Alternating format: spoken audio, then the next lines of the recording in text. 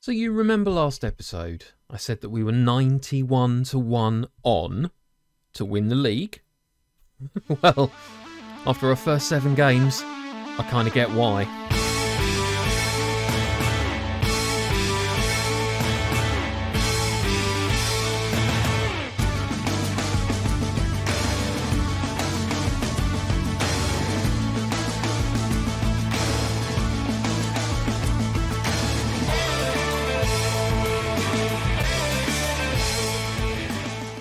Hello, my excellent friends, and welcome back to the Culture Club. This is part 2. I'm Kirk Sheridan, and you're watching the story of GTS Culture. So since you were last with me, we've played 6 more games in the Southern Combination League Division 2. I was hoping we'd do pretty well. Pre-season promotion favourites. I wasn't expecting this, though. I mean, honestly, this is ridiculous. We've played 7. We've won them all. We've got a goal difference of plus 17. 17 after 7 games. Let me show you the league table. Look, we've scored 21 goals. We've conceded 4. That's it. We beat St Francis Rangers 4-1. We beat Brighton Electricity 4-2. We beat Ferring away 2-0. Charlwood at home 3-0. Bosham away 2-0. And then Upper Beeding 4-0, which is our best result so far. I don't know how long it's going to last. Please don't expect these guys to be sticking around long term because we've got no money. As soon as someone comes in for them, there is nothing at all we can do to keep them. Not until the board decide to take the club semi-pro. Got no idea if or when that's even going to happen. We're going to have to wait and see. But what I do know is right now, this squad for this level is pretty unbelievable, to be perfectly honest. Our cohesion is getting there, mostly because with the ethos of making sure that the team comes first rather than technique, I'm really maximising team bonding. Every week so far, we've only had 4 training sessions that we can use to develop the squad. And I've made sure we've always had a team bonding one in there to improve the cohesion between the players. Particularly with so many new ones still coming in, it is absolutely vital to make sure that we bed them in properly to get the quality of the teamwork, the camaraderie to the level that I want it. Ben Musselwhite got injured though. It's going to be out between 3 weeks and 2 months. Now, it's an important one, this. As an amateur club, we don't have a huge amount of money, but I've actually sent him off to a specialist. Now, he fractured a lower leg in training, and he's not going to be able to play football for quite a long time. It would not be right to just send him home to recover. We've got a responsibility to give him the best care and treatment that we can. And it only costs £500 to send him to a specialist, but it means he might be coming back a month sooner. To be honest, that wasn't the driving force behind it. As I've said all the way through this save so far, I'm doing not what I think is the best thing for my football manager game results or the bottom line of the budget for this club. I'm doing what I firmly believe is the right thing for this group of players if I was actually managing them and working with them in real life. Anytime something like that happens to one of my players, I'm going to be there for them and I'm going to make sure the club is supporting them as well. I think you deserve to see who I've been bringing in. 9 new players since you were last with me. Let me show you Jacob first. Jacob Ballinger. Great physical presence on the left wing. Very pacey. Incredibly determined. Teamwork and work rate not quite at the level that I would ideally like, but obviously he's still very young and has a lot to offer. And you can see he's come in and got a 7.7 average rating. Absolutely fantastic. 3 assists already. Hasn't scored yet, but already has an XG of 1.92 as well. Now, Casey Douglas is one of the new strikers that I've brought in. Slightly different to the others. I've mostly been looking for advanced forwards and or poachers and target forwards. That's generally the pairing I like to put together at this particular level. This guy's more of a pressing forward. I think having someone who can offer something different up front could be quite handy. But Ryan McLean, great determination and decision making and aggression for a central defender, has already played 4 games for us in the league and got a 7.32. Now Nathan Minhas, this quality striker up front, just significantly higher quality than anybody else at the club in that position at the moment. Great determination, great teamwork and work rate, as you can see. So I think this guy's going to be probably long-term slotting in pretty well. Sam Dowridge, though, competition for Archie Morris on the right wing. I'm delighted to pick this guy up. We've got a couple of really good options on the right wing now. And then lastly, Lewis Benson, who is a cracking central midfielder. With his passing and his vision, I actually want to use him as a deep-lying playmaker. He can get about, he's got decent anticipation and composure, and is a good decision maker. So I'm going to trust him to intercept the ball more than tackle the opponent. But he could be, with his first touch, his passing and that vision, pretty good at setting us off on the attack from defensive positions. So after all of those incomings, the squad is looking a little bit different to the first episode. Let's go and check out what we can do on the pitch against our next opponents. Right, we are away to Worthing Town.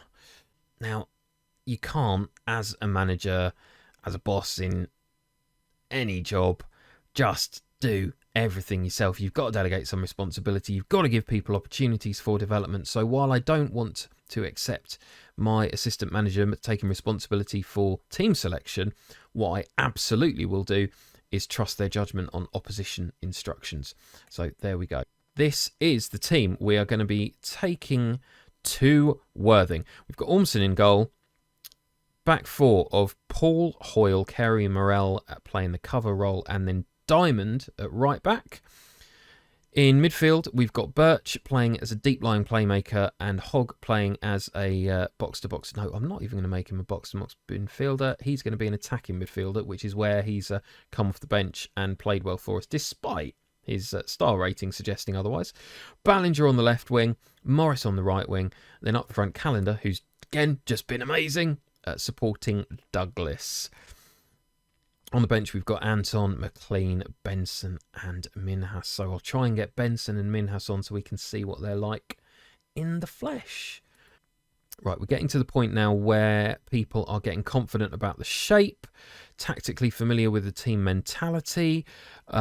We've got some people who are lacking tactical familiarity with the formation, but they are, by and large, they're the newer players. So for everyone else, looking pretty good. Okay.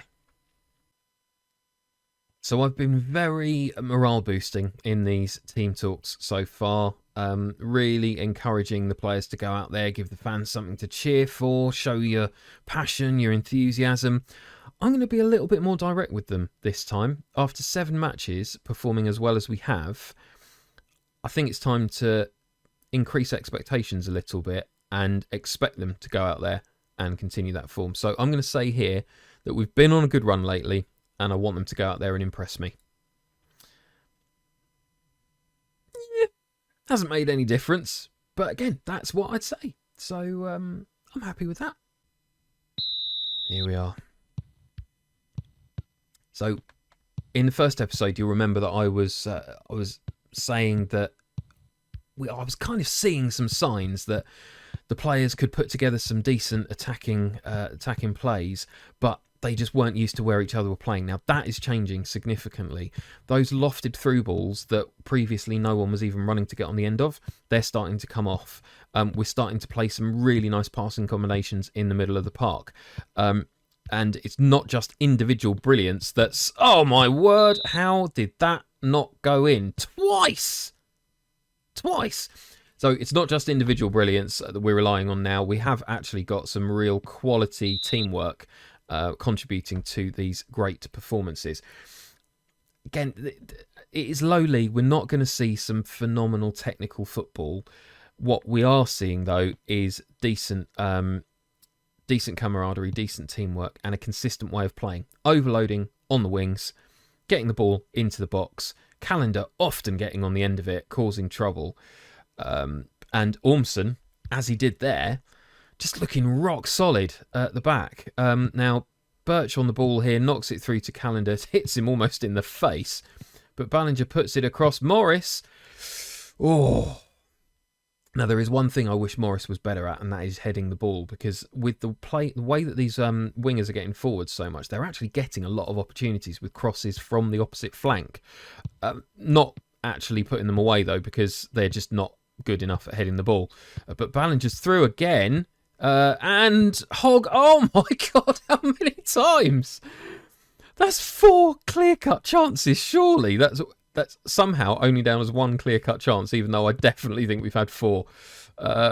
Twice we've hit the post and then it's just bounced off the goalkeeper for the rebound. It's looking very likely we're going to score a hatful here if we can carry on as we are. Calendar trying to be clever there. He's much better when he just takes it through and absolutely leathers it. God, 20 minutes gone. We've got an XG of 1.4. Douglas, oh my word, what is going on? Come on, lads. I'll tell you what, I've forgotten to do what I have done at the start of every match so far, because it's been a couple of days since I've actually played this save, encouraging the team. Now, that's added some happy smiley faces. That's good to see. What difference is that going to make? Not a lot, because we get a highlight up the other end. But we have been ridiculously tight in defence. We just haven't let teams create chances. It's not like we've been defending brilliantly when chances come up for the opposition. We've just been so dominant that there really haven't been that many chances created. That's about as good as they tend to get. We just clear the ball quite quickly. So 4 clean sheets in a row. Can we make it 5 today? Well, let's see. Calendar knocks the ball down. Ballinger, is he going to... Yep, he's going to keep on sprinting through. That pace is causing so many problems on the left wing there. Across from Paul, and Morris again getting on the end of the header, but he's not the one that I want to be on the end of that kind of ball. Definitely would prefer Calendar on the end of something like that. Now, I haven't seen much of Lewis Hogg today, which is a shame, because he has looked brilliant when he's come on as teams have tired. Oh, saying that, he nearly belted one into the back of the net there, but it's cleared for a corner. He's getting into good positions, though, which is good to see. Now, Diamond, Carey Morell, over the top. So, we have created so many great chances so far. It will be pretty surprising, to be honest, if we don't go in at half-time ahead. But you can see from this how we've been playing compared to them. We are just so much better than other teams in this league. Now, that is a beautiful cross from Morris. Absolutely great. Poor defending. Probably should have been cleared by their defender, but a cracking finish from Douglas as well. And it's those kind of goals that we've been scoring a lot. Getting the ball out to the wingers. It is mostly the low crosses into the box, actually, that we've been succeeding from. So maybe that's something I'll tweak with the tactical instructions, because we aren't quite as good in the air as a lot of the defenders that we're playing, who just seem to be physical giants at the moment at this level. Not very fast, so we can get in behind them, but it's difficult to actually get on the end of a cross when we're competing with them. But there's Morris again. Ballinger knocks it straight to McCulloch, so you can see there. Opposite way round. Previously, it was Ballinger who'd been crossing to Morris a few times. Morris to Ballinger, same outcome. Yeah, it's great we're getting into those positions, but now that was a much better cross for Ballinger, who unfortunately with his one finishing doesn't actually put them away. I'm going to be very pleased when he does finally score for us, though. For sure. Okay. So, ball in from them. Again, easily cleared. Not really any threat. This is going pretty well. Can't complain so far. There we are. Half time. We are absolutely dominating. Look at this. 21 shots, 6 on target, and 11 off target. So what does that mean? Because that doesn't add up, does it? Is that maybe 4 blocked shots? Must be 4 blocked shots, something like that. Haven't got that showing on here. But our average rating is way better than theirs. We've won significantly more headers, better pass completion, more corners, obviously, better possession. And our XG, we could easily be 3 up here. I'm not going to kick off at them for missing those chances. It's just one of those things. We are, hands on hips. I'm pleased we're creating loads of chances and the scoreboard reflects that. Yeah, we're ahead. That's because of the number and quality of chances we've created. So let's get back out there, see if we can stick some more away. Right, Hoyle to Birch to Hogg. Carey Morell knocking it around nicely. Diamond, Morris. We are playing quite a high tempo system, so we normally try to get the ball forward a bit quicker than this. It's interesting to see us knocking it around a bit more gently. But that's cleared out for a throw. Starting to think about what substitutions I might want to make. So Hogg probably come off for our new boy Benson. And yeah, Douglas. Oh, Ballinger's through. Can he? Yes! He's done it! He's finally done it! After the amount of chances he's had in the previous matches, Ballinger gets his first goal of the season. And what a looping throw there as well from Levi Paul. Great. You'd almost think he had more than a one for finishing from that finish there. Great stuff. So, as I was saying, starting to think about those substitutions.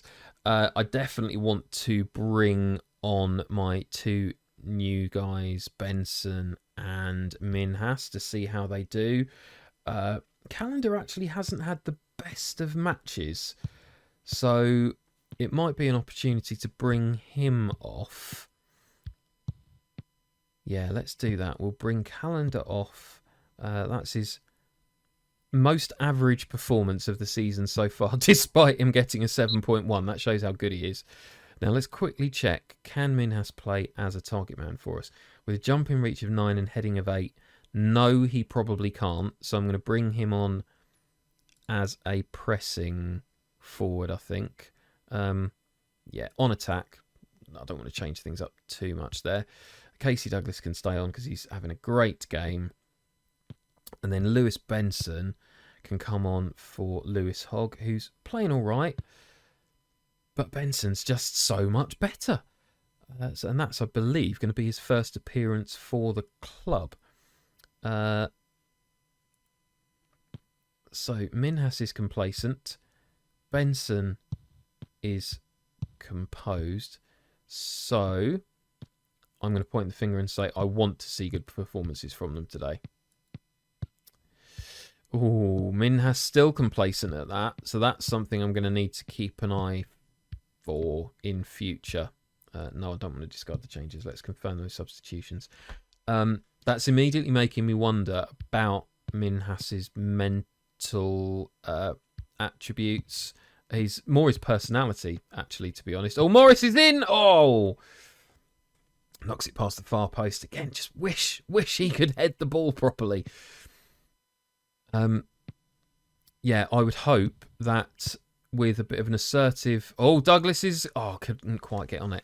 I would have hoped that with an assertive instruction like that to see a performance that a player of that quality who was complacent coming onto the pitch would actually focus a little bit more. So, speaking of which, I'm going to say that he needs to focus right now.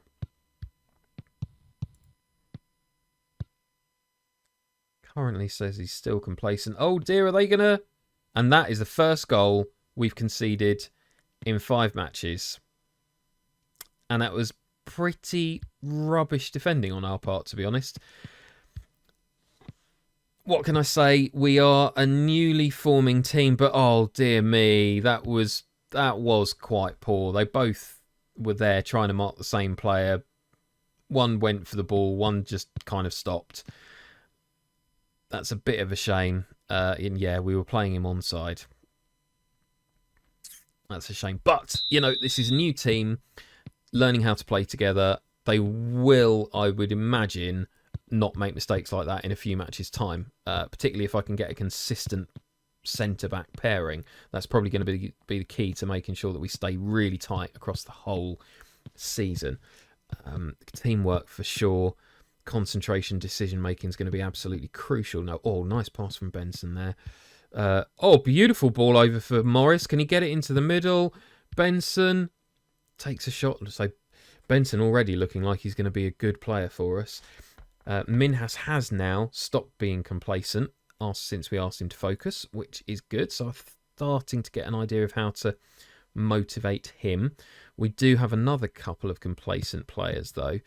So who do we... Now, Levi Paul is my one concern at the moment. He is a good quality player for this level, but his level of performance compared to the other players in the squad has been nowhere near the level of the others.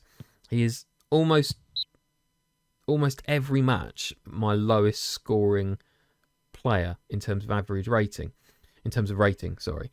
So I'm going to bring on Jamie Anton, who can play at left back, and see what difference he can make in the last few minutes. I want to see a good performance from him today as well, and he is motivated by that. Now that's the kind of player that I want. He's the kind of guy who's going to be a fixture in this kind of squad, this GTS Culture squad. Works for the team. Right.